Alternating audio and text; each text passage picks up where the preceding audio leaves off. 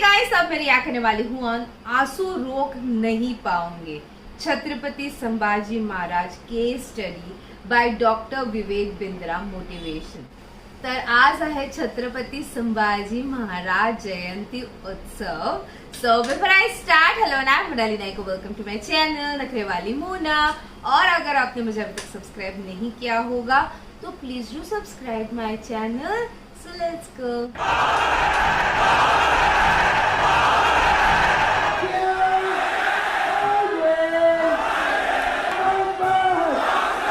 हे आपका स्वागत है. मैं विवेक बिंद्रा, मोटिवेशनल स्पीकर. आज एक ऐसे इंसान की बात करूंगा, हो सकता है आपकी आत्मा कांप जाए. एक बात कहूं, वीडियो पूरा देखिएगा अगर हिम्मत है आप में तो, और कोशिश करिएगा कि अंत में रोए भी ना. इनका नाम है छत्रपति संभाजी महाराज. आपने छत्रपति शिवाजी महाराज का वीडियो देखा था. यह उनके ज्येष्ठ पुत्र 1657 में इनका जन्म हुआ. बचपन से आखिरी तक केवल संघर्ष. 2 साल की उम्र में ही इनकी माता का देहांत हो गया. मां जीजाबाई, जो छत्रपति शिवाजी महाराज की मां थी, यानी कि इनकी दादी, उन्होंने इनको पालन पोषण किया. सोचता हूं कहां से शुरू करूं और कहां लेके जाऊं. अद्भुत बालक जिसके बारे में पूरी दुनिया को पता लगना जरूरी है. 13 साल की उम्र तक 13 भाषाएं सीख चुके थे. 13 साल की उम्र तक संस्कृत के विद्वान पंडित सारी रीजनल भाषाएं, भारत की पुर्तगालियों की भाषा, अंग्रेजों की भाषा, मुगलों की भाषा, साउथ इंडियन लैंग्वेज, सारी डेक्कन भाषा, कई शास्त्र लिख डाले. ध्यान दीजिएगा, शास्त्र पढ़ डाले नहीं बोल रहा. 13 साल की उम्र तक 13 भाषा और कई शास्त्र, बुद्ध भूषण और नक्शिका जैसे वो शास्त्र, और कई शास्त्र जहां पे इन्होंने अपने रायगढ़ के किलों की बात करी, गणपति का बहुत सुंदर गुणगान किया. हॉर्स राइडिंग, आर्मरी, तीरंदाजी और बॉडी बिल्डिंग, इन सब में तो इतने पावरफुल थे. एक्चुअली ना, अगर आप ध्यान से देखो तो ये एक रेयर कॉम्बिनेशन है, शस्त्र और शास्त्र दोनों के. जो बच्चा या जो व्यक्ति शास्त्र पढ़ने में बड़ा एक्सपर्ट हो जाता है ना, फिर उससे शस्त्र उठता नहीं. और जो शस्त्र उठा लेता है वो शास्त्र पढ़ने में निपुण नहीं होता. अद्भुत बाल साहित्यकार, जो साहित्य पढ़ता भी था और साहित्य लिखता भी था. हुआ क्या, बुद्धि और बल दोनों बढ़ गया. 60 किलो की तलवार लेके 16 साल की उम्र में पहला युद्ध रामनगर का जीता. छोटा बच्चा होता है ना, उसका मन होता है कि पिता के साथ समय बिताए, पर पिता उस समय मुगलों से लोहा लेने में व्यस्त हो चुके थे. लेकिन एक बार छत्रपति शिवाजी महाराज ने, अभी ये 9 साल के थे संभाजी महाराज, इनको क्या बोले, मेरे साथ चलो, आगरा जा रहा हूं मैं, वहां के मुगल शासक औरंगजेब से मिलने. और घोड़े में बिठा के 1250 किलोमीटर, ध्यान दीजिएगा, घोड़े में 1250 किलोमीटर 9 साल का बच्चा पिता के साथ पीछे बैठ करके पहुंच गया आगरा. आगरा में क्या हुआ ये देख के हैरान हो गया. छोटा सा बच्चा, वहां मुगल सल्तनत के राजा उस समय जहापना क्या किया, इनकी पहले तो बेइज्जती करी, उसके बाद इनको कारागृह में बंदी बना लिया. ये बच्चा घबराता नहीं था. ये करेज इतना था कि वहीं बैठ के सोचने लगा, कैसे निकलूं, कैसे पिता को निकालूं, कैसे निकलूं. पहले तो पिता को बाहर निकाला, कुछ दिनों के बाद खुद भी वहां से गायब हो गया. रायगढ़ पहुंच गया. 10 साल की उम्र में इसको महाराज ऑफ आमेर के पास भेज दिया गया कि कैसे पॉलिटिकल अलायंसेस को और समझ सकें. यही 2 इंसिडेंट इसके लिए बहुत हो गए थे कि कैसे ये समझे, और उसके बाद तैयारी करने लगा. हर सफल शासक के पास कोई ना कोई बुद्धिमान सलाहकार जरूर रहता है. चंद्रगुप्त मौर्य के पास चाणक्य पंडित थे जिन्होंने धनानंद के सारे साम्राज्य को उखाड़ा था. ठीक इसी प्रकार इन्होंने उज्जैन के कवि कलश, उनको अपना सलाहकार, एडवाइजर, फ्रेंड, फिलोसोफर, गाइड बनाया, जो अपनी कविताओं के माध्यम से इनकी विचारधारा को तैयार किया करते थे. इनकी सोचने की क्षमता, इनके बैरियर्स को खत्म करते थे. वो उनके ऐसे महान इंटेलिजेंट एडवाइजर थे जो हमेशा इनके, कवि कलश को हमेशा अपने साथ रखते थे. पिता भी युद्ध लड़ने में बिजी थे. इन्होंने 19 साल की उम्र से पिता के पीछे से अपने रायगढ़ के किले को संभालना शुरू कर दिया. 23 साल की उम्र में 1681 में पिता छत्रपति शिवाजी महाराज वीर मराठा, उनका देहांत हुआ. इन्होंने 1 मिनट समय नहीं देर गवाया, तुरंत तैयारी करी. तुरंत क्या तैयारी करी, औरंगाबाद में औरंगजेब का सबसे बड़ा किला, और ये सोचने लगे कि हमारे पास आज धन की तो कमी है, और अगर इसके किले को पहली बार में मैं उखाड़ दूं, इनका धन घटेगा, मेरा बढ़ेगा, डबल बेनिफिट. औरंगाबाद की इस बड़ी लूट और बड़ी हार ने औरंगजेब को एकदम हैरान कर दिया. औरंगजेब ने सोचा भी नहीं था कि 23 साल का ही तो बच्चा है, ये ऐसा कैसे कर सकता है. और इसने अपने हुसैन अली खान नाम का अपना सबसे बड़ा जनरल उसको 20,000 हाथी और सैनिकों के साथ, घोड़ों के साथ, पशुओं के साथ भेजा कि इसको खत्म कर। हुसैन अली खान बोला कि 2 दिन में खत्म कराऊंगा, 2 दिन में खत्म। वहां पे मराठा इतने तेज, और इसका जो करेज था ना, इनकी लीडरशिप बड़ी पावरफुल थी। मराठा इकट्ठे हो गए और हुसैन अली खान को 1 साल लगा, कुछ नहीं कर पाए, कई बार उसको मारा। इसने इसको वापस बुलाया और 1680, 81, 82 कई दफा अटैक कराया। अच्छा, एक भी लड़ाई नहीं। एक बात बताएं आपको, पूरे इतिहास के अंदर शायद छत्रपति संभाजी महाराज ही अकेला ऐसा योद्धा रहा होगा हमारे देश से जिसने 9 साल के अंदर 120 लड़ाइयां लड़ी, लेकिन एक भी नहीं हारा। औरंगजेब सोचा पूरा नॉर्थ तो मैं जीत ही चुका हूं, अब तो केवल डेक्कन बाकी रह गया है। डेक्कन समझते ना, जो उस समय का जो दक्षिण था, अहमदनगर से नीचे लेके जो आज का केरला, कर्नाटका, तमिलनाडु, आंध्रा, हैदराबाद, जितना भी आज पूरा देखते हैं महाराष्ट्र मिला के, वो सोचा कि बस ये डेक्कन जीतना बाकी रह गया है।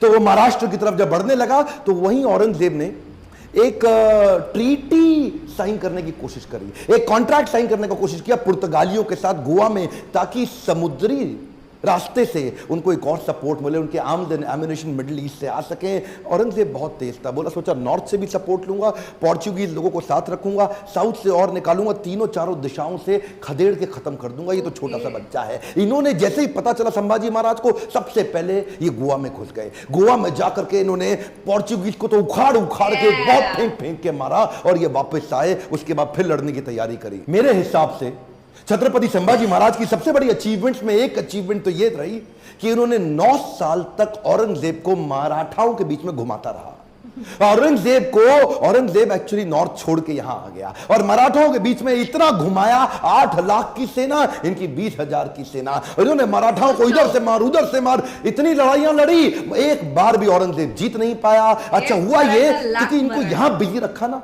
जरा ध्यान दीजिएगा, तो उधर नॉर्थ में डेक्कन में बिजी रख करके, उधर नॉर्थ में पंजाब के अंदर, बुंदेलखंड के अंदर, राजस्थान के अंदर स्वदेशी सल्तनतें वापस तैयार होने लगी। उधर 9 साल का गैप मिल गया ना, तो 9 साल के अंदर स्वदेशी ताकतें फिर खड़े होने लगी। हमारे देश के हिंदू राजा वापस आए मुगलों से लड़ने के लिए। ये इसको गोल गोल घुमाते रहे, इतना गोल गोल घुमाया कि पूरे भारत को जीतने का गोल हाथ से छूट गया। गोल गोल घूमा, गोल नहीं पूरा हुआ। औरंगजेब वो कहां रुकने वाला था, उसने नई तरकीबें लगानी शुरू कर दी। नीचे से सिद्दीस को साथ में लिया, मैसूर के राजा को अपने साथ में लाया, पुर्तगालियों को फिर ताकतवर बनाया, चारों तरफ से घेरने की कोशिश करी मराठाओं को। लेकिन ये उम्र से तो छोटे थे, लेकिन उम्र इनके लिए कोई बड़ी बात थी नहीं। ऐसे courageous, confident, powerful in decision making, leadership बड़ी अद्भुत, उम्र से काफी आगे चल रहे थे।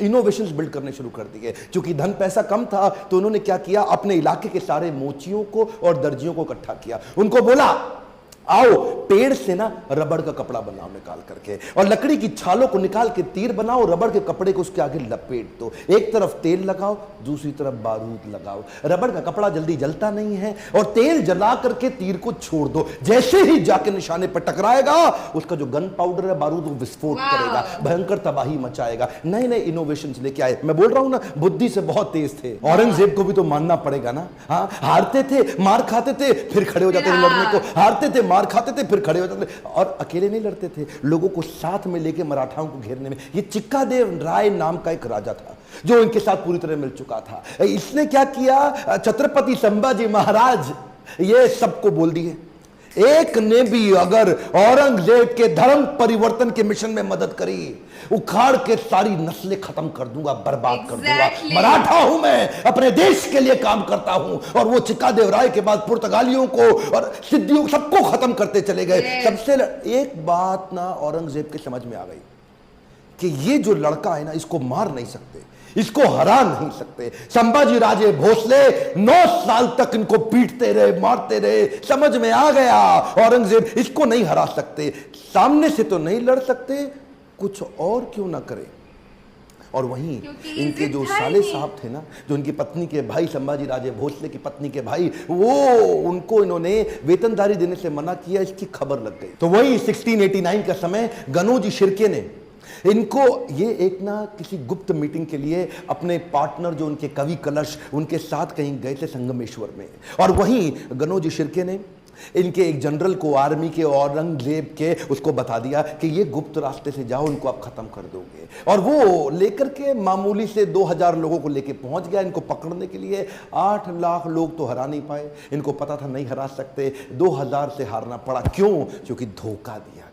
गनोजी शिर्के बेईमान हो गए, अपना परिवार का इंसान बेईमान हो गया। हाँ, हमें तो गनोजी शिर्के ने लूटा, औरंगजेब में कहा दम था, अपनी कश्ती वहां डूबी जिधर पानी कम था। गनोजी शिर्के ने वो गुप्त रास्ता औरंगजेब के जनरल को बता दिया। ये लेकर के सिपाही सेना वहां जाके पहुंच गए, निहत्ते जाकर के उनको पकड़ लिया, कब्जा लिया। साथ में कवि कलश और इधर छत्रपति संभाजी महाराज, दोनों करते क्या ना करते, 8 लाख लोग मिलकर के नहीं इनसे लड़ सके। चोरी से इनको जाके पकड़ लिया। औरंगजेब अंदर तक खुन्नस खाया हुआ था संभाजी महाराज से। कवि कलश संभाजी महाराज को लेके ऊंट से उल्टा टांग दिया, उल्टा टांग के पूरे शहर में घुमाया, बहुत मारा पीटा, लोगों को बोला इन पे मूत्र त्यागो, इनको मारो, पत्थर फेंको। उसके बाद बुला के बोला 3 प्रश्न, मराठा किंगडम मेरे हवाले कर दो, ट्रिब्यूटरी प्रिंस बना दो, जो सोना गहना छुपाया चोरी किया है मुझको वापस कर दो, और किसने तुम्हारी मदद करी उसका नाम बताओ, तीसरा अपना धर्म परिवर्तन कर लो। ये 3 काम कर लो, आज ही जीवित बचोगे और मेरे साथ रहोगे, ताकतवर बना दूंगा तुमको। संभाजी महाराज और कवि कलश की आंखों में इतना सा भी डर नहीं था। उसको बोले कि मैं मराठाओं की जमीन तुम्हारे नाम नहीं करूंगा, अपने धर्म का बलिदान नहीं करूंगा, 1000 बार मारो, अगली बार फिर जन्म लूंगा, अपने ही धर्म में लूंगा। रुका नहीं औरंगजेब। इन दोनों ने अन्न जल का त्याग कर दिया और शरीर को लेकर सुन्न हो गए। वो उनके नाखून उखाड़ते चले गए, आंखों में मिर्चियां डालते चले गए। उसके बाद जलती सलाखें लेके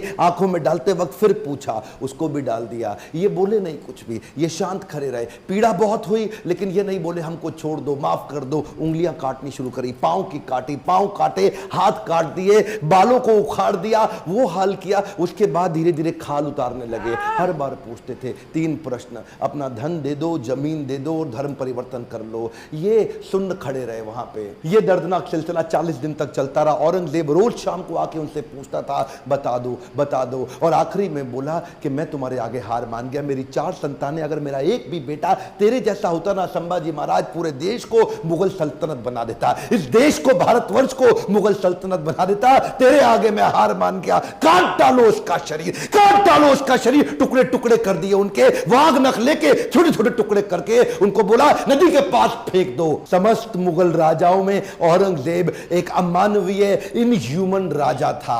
बहरहाल मौका मिल गया सारे मराठाओं को एक होने का। उन्होंने शरीर के टुकड़े उठाए शंभूजी महाराज के, उनको सिल के उनका अंतिम संस्कार किया। लेकिन अब हर घर महल बन गया, हर औरत सेना में आ गई, हर पत्ता तीर बन गया। देश धर्म पर मिटने वाला शेर शिवा का छावा था, महापराक्रमी परम प्रतापी एक ही शंभू राजा था। सारी मराठा कम्युनिटी एक हो गई और उसके बाद दोबारा युद्ध छेड़ा गया। खत्म हो गया दक्कन का सुल्तान बनने का उसका सपना। कुछ ही साल के अंदर वहीं दक्कन की भूमि में मारा गया, वहीं खत्म हो गया। औरंगजेब देश को नहीं जीत पाया। गर्व है मुझे कि मैंने जन्म लिया ऐसे देश में जहां वीर मराठा संभाजी महाराज का जन्म हुआ, पर दुख है मुझे कि देश आज ऐसे वीरों को भूलता चला जा रहा है। आज मेरी, आपकी, हर मराठा की और पूरे देश की जिम्मेदारी है कि इनकी कहानी पूरे देश को पता लगनी चाहिए। इस वीडियो को आग की तरह पूरे देश में फैला दो, बंद मत कर देना। इस वीडियो को शेयर किए बिना लाइक करिए। अगर आपको थोड़ा भी अच्छा लगा कमेंट में मेरे को फीडबैक दीजिए, और किसका वीडियो आप देखना चाहते हैं। मेरे साथ जुड़े रहने के लिए चैनल को सब्सक्राइब करके हर बार इस तरह के वीडियोस देखने के लिए दिल से आप सब। माय गॉड देखो, हम तो महाराष्ट्र में ही पैदा हुए, हम तो यहीं पे रहते हैं, ठीक है। तो हमको ये सारी स्टोरीज पहले से पता है, हमको बताई गई है। एक मराठा लाख मराठा क्यों कहा जाता है? क्योंकि हमारी सेना होती थी इतनी सी, वहां से लाखों की सेना होती थी, फिर भी कभी नहीं हारे और लड़ते रहे। एंड परिवर्तन कभी नहीं, मतलब धर्म परिवर्तन उन्होंने कभी नहीं किया। And everything, each and everything हमको बचपन से बताया गया था। भले हिस्ट्री में शायद 2 या 3 चैप्टर ही हो छत्रपति शिवाजी महाराज और संभाजी महाराज की, बट एक्चुअली हम लोगों को बचपन से हमने ये सब इतना पढ़ा है, इतना देखा, इतना बताया है, सिखाया है हमको, तो इसलिए we know everything. But actually क्या है, अगर ये हिस्ट्री में नहीं है तो लोगों को ज्यादा नहीं पता है। मतलब क्यों वीर मराठा बोला जाता है, क्यों एक मराठा लाख मराठा बोला जाता है। अगर तानाजी मूवी समझो नहीं आती तो आपको पता चलता है ऐसा भी कोई स्टोरी था, सिंहगढ़ क्यों कहा जाता है एंड एवरीथिंग, कभी पता चलता। हम लोगों को बचपन से पता था, बट जस्ट आस्किंग नॉर्मली कि आप लोगों को पता था ये सारी चीजें, बिकॉज हम लोग सिंहगढ़ हमेशा जाते थे। एंड जब मैं बच्ची थी तब मैं सिंहगढ़ पे चढ़ के फिर मम्मी को बोलती थी, लाइक हम तब ट्रेकिंग ही करते थे राइट, कि बाप रे इतना ऊपर कैसे आए मम्मी वो सिर्फ रोप से, माय गॉड इतना तो कितना मुश्किल होता होगा एंड ऑल। तो फिर तब मतलब ऐसे हम लोग बहुत डीप सोचते थे तब, एंड पूरा इमेजिनेशन में अभी भी जब मैं जाती हूँ जितने भी शनिवार वाड़ा से लेके जितने भी हिस्टोरिकल प्लेस है, मैं सोच में चली जाती हूँ कैसे होगा, क्या होगा तब, ये रोड्स वोड्स तो तब नहीं होंगे, पूरा ऐसा बंजर होगा, फिर यहाँ पे कैसे स्टे करते होंगे, तो मैं बहुत ज्यादा सोच में चली जाती हूँ। ओके सो ये इतने वीर है कि इनकी कहानी जो है वो हर किसी को पता होनी ही चाहिए, ये हमारी हिस्ट्री है। और जब मैं मतलब मेरे को कहानी पता होते हुए भी जब मैं वो सुन रही थी फिर एक बार कि जब स्किन निकाल दिया गया, सलिया डाल दिया आंखों में एवरीथिंग, फिर भी वो इतने स्ट्रांग थे कि मैं तो परिवर्तन नहीं करूंगा, मैं तो एम्पायर नहीं दूंगा आपको करके, and the way was standing. मतलब